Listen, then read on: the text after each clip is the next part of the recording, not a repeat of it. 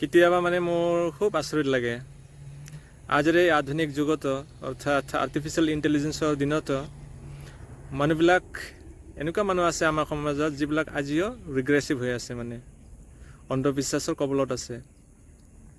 উদাহৰণস্বৰূপে আমাৰ সমাজত আজিও এনেকুৱা মানুহ আছে যিবিলাকে যেতিয়া তেওঁলোকৰ ছোৱালী সন্তান জন্ম হয় তেওঁলোকৰ মনত এটাই চিন্তা, যেতিয়া এই ছোৱালীজনী ডাঙৰ হ'ব তেতিয়া এই ছোৱালীজনীৰ কাৰণে এজন ভাল ল'ৰা চাই পেলাই, ভাল এখন ঘৰ চাই পেলাই বিয়া দিব লাগিব, এনেকুৱা চিন্তা কৰি থাকে।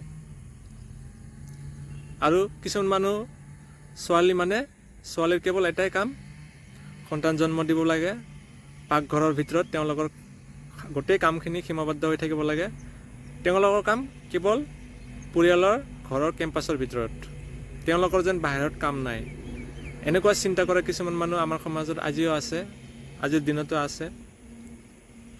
তো কথাটো হ'ল তেওঁলোকে মানে ছোৱালীৰ যে সমান পুৰুষবিলাকে যেনেকৈ কাম কৰিব পাৰে, যিবিলাক কাম কৰিব পাৰে ঠিক তেনেকৈ ছোৱালীবিলাকো কৰিব পাৰে। ল'ৰাবিলাকে ডক্টৰ হ'ব পাৰে, ইঞ্জিনিয়াৰ হ'ব পাৰে, তেতিয়াহ'লে ছোৱালীবিলাক হ'ব নোৱাৰে নেকি? ডক্টৰ হ'ব নোৱাৰে নেকি? ইঞ্জিনিয়াৰ হ'ব নোৱাৰে? নিশ্চয় পাৰে। তো আমাৰ সমাজৰ মানুহখিনি, কিছুমান মানুহে আজিও কিয় ছোৱালীবিলাকক প্ৰাধান্য নিদিয়ে? আজিও কেতিয়াবা এনেকুৱা মানুহক লগ পাইছোঁ মই, যিবিলাকে কৈছে যে সন্তান কেইটা? 3জনী ছোৱালী। তেওঁলোকৰ চিন্তাটো, মুখমণ্ডলখন চালে গম পোৱা যায় তেওঁলোকৰ মনটো বেয়া হৈ আছে, আকৌ এজন লাগে, যাতে ল'ৰা এজন লাগে। আৰু কথাটো সেইটো নহয়, এনেকুৱাওতো হ'ব পাৰে এজন ল'ৰা যিজনে সেইটো কাম কৰিব নোৱাৰে সেইটো কাম আপোনাৰ ছোৱালীয়ে কৰিব পাৰে, হয়নে নহয়? ছোৱালীয়ে সেইখিনি কাম কৰিব পাৰে। আচ্ছা, এজন ছোৱালীয়ে যেতিয়া ডাক্তৰ হ'ব বা ইঞ্জিনিয়াৰ হ'ব, সেই ছোৱালীজনী মা দেউতাকৰ শুশ্ৰূষা কৰিব নোৱাৰিব নেকি?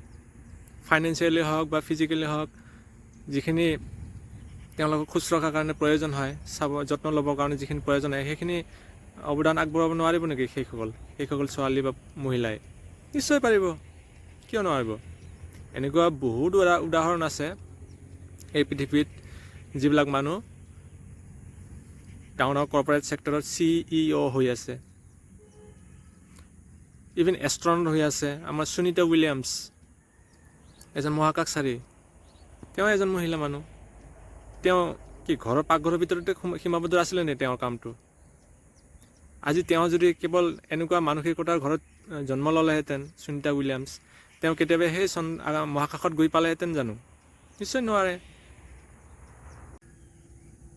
যোৱাকালি যিখন ক্ৰিকেট মেটচ আছিলে, ক্ৰিকেট ৱৰ্ল্ড কাপ আছিলে, ৱমেন্স ক্ৰিকেট ৱৰ্ল্ড কাপ, সেইখন মানে তাৰ পৰা সেইটো থট মোৰ মনলৈ আহিলে, মানে যে মহিলাও যে ক্ৰিকেট খেলিব পাৰে।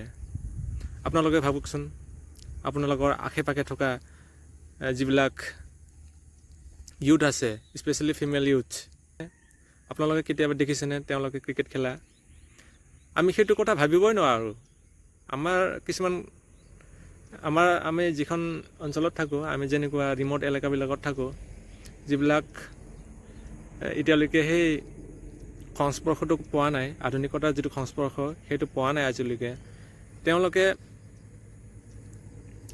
তেওঁলোকে মানে সেইটো কথা ভাবিবই নোৱাৰে যে মহিলা মানুহ যে ক্ৰিকেট খেলিব পাৰে। যোৱাকালি খেলখন চাই পেলাই ইমান ভাল লাগে, মানে ক'ব নোৱাৰোঁ, মোৰ ভাষা নাই। মানে অষ্ট্ৰেলিয়াই যিটো টাৰ্গেট দিছিলে 337, এইটো ইউজ এটা মাৰ্ক, সেইটো গৈ পোৱাটো ইমান সহজ কথা নহয়।